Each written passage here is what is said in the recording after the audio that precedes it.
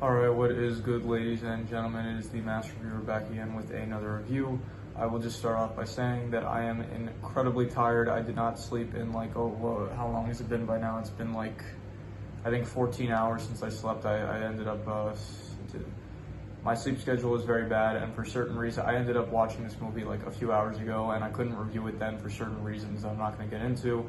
And, I would take a nap now, but for more reasons I can't really get into, I cannot at the moment, so I'm just doing this review now because I finally, this is the right set of circumstances now. I can do a review, I can't take a nap, and so I'm doing a review now. So yeah, if I sound more out of it and tired, that is the reason for it. But yeah, so anyway, I'm just gonna mention this now while I'm mentioning stuff.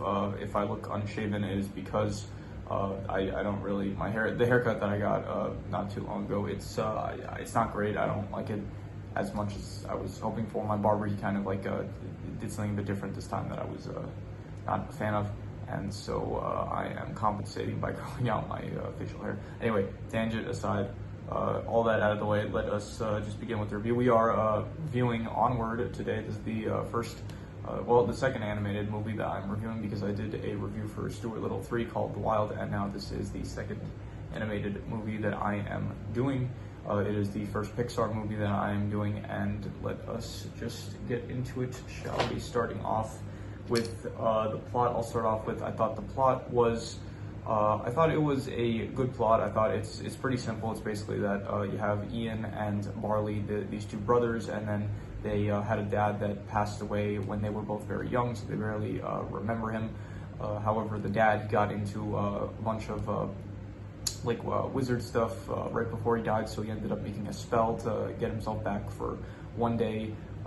And so the plot of the movie is basically they mess up the spell, so they have 24 hours to find a phoenix gem, which allows them to complete the spell, and so that they can see their father. And so it's just the plot of the movie is them basically going on a journey in order to find this phoenix gem. It's a MacGuffin basically, so it's like a MacGuffin story to find an item to complete a spell so that they could see their father. And I think as a plot, it was good. It worked well. So I'm going to give the plot a 6.5. It was good plot. I liked it, and it worked well. The characters, I'll also mention. I'll get more into it with the setting. I'll save it for the setting. The characters, I thought were. I give the characters I go 6.5 as well. I thought also they were all good characters. I especially liked Barley. I like Chris Pratt's character. A big criticism that I hear people say is that people say Chris Pratt, he's in too many things and stuff. For one, I don't really think that's true. He's in he's in this, what else? He voices Mario, he voiced Garfield, and he was in Guardians of the Galaxy, and the other one is Jurassic World. He was in those movies. He's in some other movies like Moneyball. I don't think people are like, oh, Chris Pratt's in too many things, he's in Moneyball. So yeah, I never really understood the critique of oh, they're adding these big actors and stuff. They're in too much stuff. When Jack Black was announced in the Minecraft movie, the way I view it, if it's a big production and it's you want mass appeal for this project, like the Minecraft movie was obviously going to be a very mainstream movie to come out. So you wouldn't want a big I guess A-list actor to star in the movie. I don't know, people are oh, they're in too much stuff. This is their job. Why would they not try to be in as much stuff as possible? So. Yeah. Anyway, so Chris Pratt, he's in this. He did well. I very much liked his line deliveries. He had the best ones in the movie, I thought. Other than that, you have Tom Holland voicing Ian, who at no point in the movie that I really I knew it was Tom Holland voicing him, but I did not picture Tom Holland, so I only pictured the character of Ian. So I guess that shows he's a good voice actor. Also, Barley, I didn't really picture Chris Pratt as him either. Other than that, you have the Manticore. She was good. You have Ian and Barley's mom, Laurel, who was also good. You have Wilden, who's not really in the movie at all, pretty much. In fact, I don't think he talks at any point, but he's the pair of legs that both Ian and Barley are with throughout the movie. Other than that, you have who else? Colt. He's in this as the mom's boyfriend, and you have the sprites. They appear also, and yeah. So all the characters, they're good. I'd say no one bad. I'd say too much. So 6.5 I'm giving it. Anyway, the setting, the setting I would give I'm gonna give the setting I'll say 7 out of 10. I liked it. I thought it was a pretty good setting. I liked the whole thing with the world being like this world. It was full of magic and stuff, and then but people like they discovered technology, so they kind of quit using magic and stuff. I did think that was like a very interesting premise that I have not seen before. So I thought that was very cool, a very unique idea to use. So I liked that premise. Yeah, so this it was a cool world of like a world that like very much had like an established rules of magic. Like you had curses, magic decrees and stuff, like spells, all that good stuff. It was good. It was like it felt like a very it felt like a well crafted world, I guess. So 7 I would give. In terms of the adventure aspect, I would give the adventure aspect I would say 7.5. I thought it was very good. I liked the adventure aspect. I thought that it really did feel like an adventure. It felt like it really did feel like a quest that these characters were going on. So because of that, I'm giving it a 7.5. They went to like a lot of different locations. Like they had to go to a tavern to get like a map.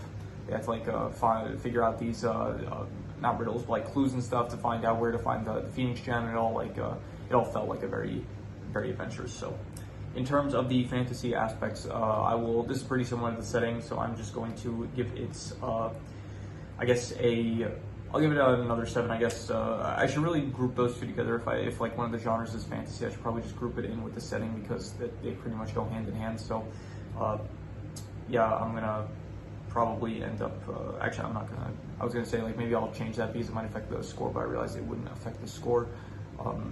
Yeah, so anyway, fantasy 7, yeah, I thought it was pretty much what I said about the setting. It was a pretty interesting world with like having a world that had magic in the past, and now people don't really use it because you know it was hard to master, and so they like the convenience of technology and stuff like that. So in terms of the action there isn't really too much action. Mainly just there's like one scene where the sprites like they get into a fight with Ian and Barley while they're so it's like a car chase kind of scene, which was good, and there was the final fight at the end with the dragon. With the cursed dragon, which I actually did like the final scene. I thought it was very cool for one, the dragon, like the curse, like taking the form of dragon, like made of like bricks and stuff. I thought that was cool, and I really liked how they killed it at the end with the curse, where they ended up like they got a sword, and then Ian ended up like using an acceleration spell to launch the sword into the core of the dragon. I thought it was a very cool way to go out. So in terms of the action, I will just give it I'll give it like a 6.5, I guess. I thought it was good. It was not like anything that was, you know, like incredible. It like mainly the magic uses and stuff like that kind of stuff. It was cool to watch. In terms of the comedy, I'm gonna give it I'm gonna give it like at no point did it feel like a comedy. It's listed as a comedy. I don't know if I should be rating it as a comedy, and so. I looked up like what the genres for the movie were, and it listed like a lot. It listed like action, fantasy, adventure, comedy. I don't think it said suspense, but I added suspense to it. Family, stuff like that, and so I don't actually know if comedy would be considered a genre. And you know, just because it's I didn't view it as a comedy. I'm gonna actually erase this. I don't think it didn't feel like it was trying to make you laugh really. Like I guess there were like attempts at like jokes and stuff here and there, but it was nothing was like really like screamed comedy, so I'm not gonna rank it in that aspect. In terms of the suspense, it did feel suspenseful. It did have like a ticking clock element to it where they only have 24 hours to finish the spell, otherwise they're not going to miss the chance to see their dad again. So it did feel suspenseful, and so the suspense I will give. And I will say very good. I will say a 7.5. It did feel suspenseful, and I did like the time aspect of it.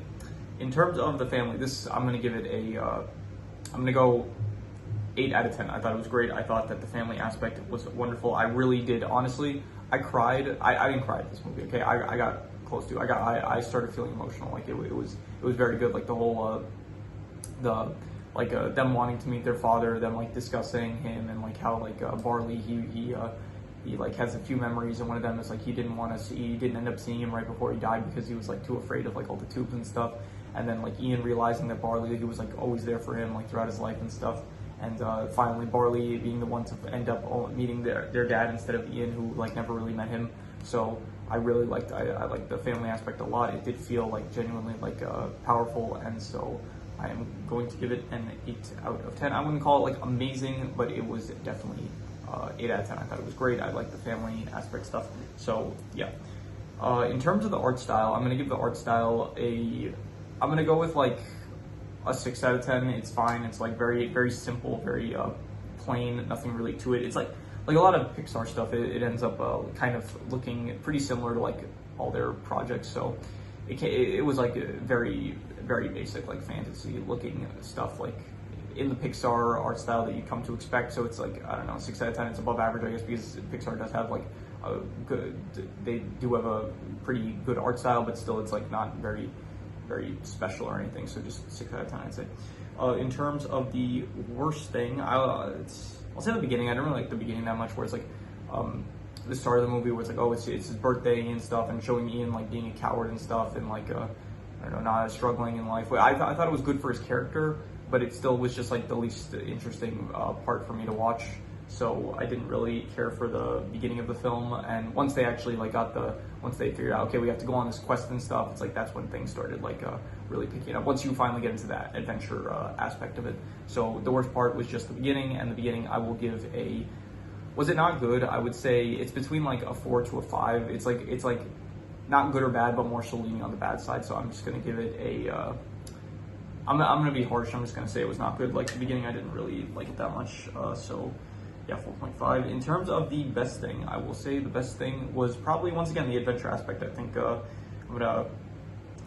just gonna reuse the highest score, which the 2 highest scores were actually the family aspect was the highest bit, which was an 8 out of 10. But I still think that the adventure aspect was probably my favorite part, even though it rated lower, because overall I think I mentioned this in like a previous video where I said like I forgot how I described it, but I said like something could be the best while still having a lower score than something else, like in comparison, something like that. So I forgot how I explained this in the previous video. I'll try to like collect my thoughts and then maybe explain it in a future video, because I'm way too tired to be doing that now. So yeah, anyway, I'm going to give the best thing was the overall the adventure they went on. I liked it, and so I'm going to give it a 7.5. I am going to have to think about like what I said though, because like thinking about it now, it doesn't seem right to be giving it doesn't seem right to give the best score to the adventure aspect if I rated the family aspect higher. But I'm too tired to be processing any of this right now, so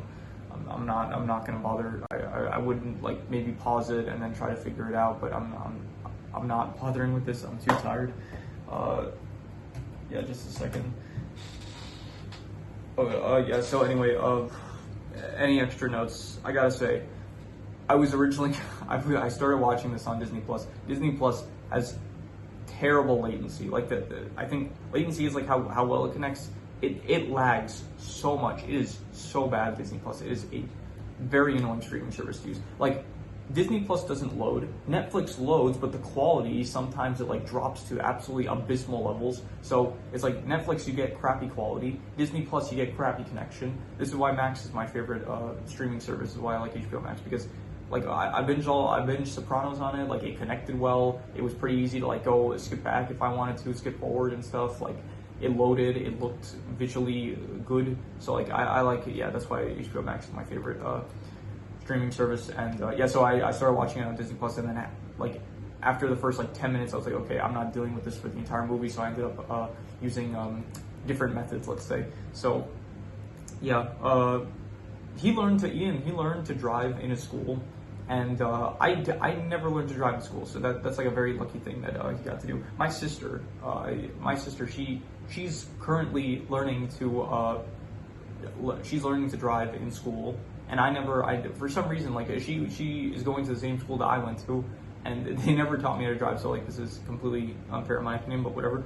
I said Chris Pratt, he has good line deliveries, I thought. The pawn shop scene, I thought that was a bit stupid. Like the Manticore, she was just like, oh yes, this is a very valuable rare sword. Like she was like listing off all the reasons why the shopkeeper should charge more for it. Like, she was just revealing her poker hand for some reason, so I thought that was stupid. I thought it took way too long for the cops to show up when Ian and Barley end up running from the cops, and then it's like they have to decide that they,